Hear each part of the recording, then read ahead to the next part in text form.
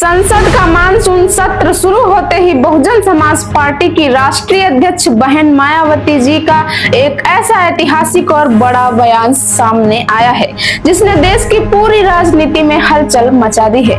बहन जी ने केंद्र और राज्य सरकारों को सीधे कटघरे में खड़ा करते हुए नीट 2026 घोटाले, लगातार होते पेपर लीक, आउटसोर्सिंग के नाम पर युवाओं के हो रहे आर्थिक शोषण और सरकारी शिक्षा व्यवस्था की बदहाली पर ऐसा करारा प्रहार किया है जिसे हर नागरिक को सुनना चाहिए। अब आप सोच रहे होंगे कि आखिर बहन मायावती जी ने अपने इस ट्वीट में ऐसा क्या क्या कहा है।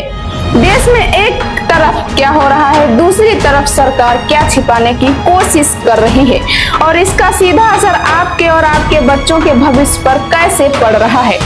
आइए इस पूरे विश्लेषण के माध्यम से मैं आपको एक एक करके आसान भाषा में बताती हूँ, इसलिए वीडियो के अंत तक मेरे साथ जरूर बने रहिएगा।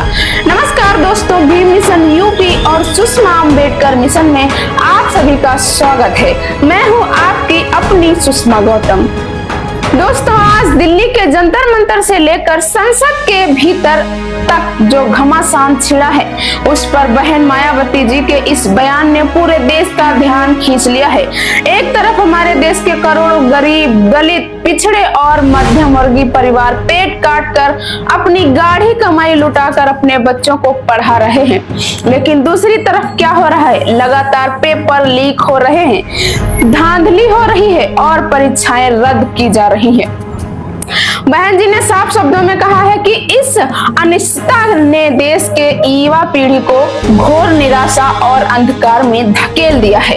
जंतर मंतर पर उमड़ा यह आक्रोश इस बात का सबूत है कि देश का युवा अब चुप बैठने वाला नहीं है।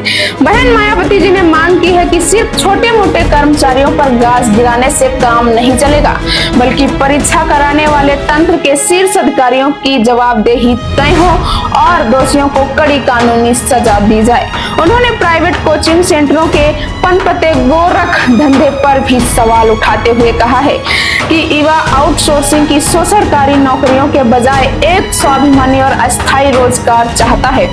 सरकारें कोचिंग सेंटरों पर दिखावटी डंडा चलाने का नाटक बंद करें और प्राथमिक से लेकर उच्च स्तर तक सरकारी शिक्षा व्यवस्था को मजबूत बनाकर पर्याप्त बजट दें।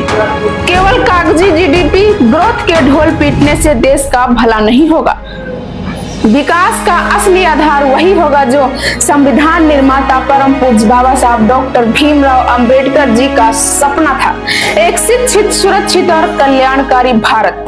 बहन जी ने सरकार को सीधी चेतावनी दी है कि युवाओं पर लाठियां चलाने के बजाय उनकी जायज मांगों पर सहानुभूति पूर्वक ध्यान देकर समस्या का तुरंत समाधान निकाला जाए।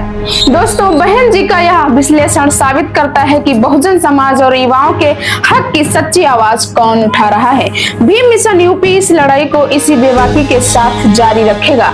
वीडियो को शेयर करें और अपनी राय कमेंट बॉक्स में हमें जरूर बताएं। जय भीम, जय भारत।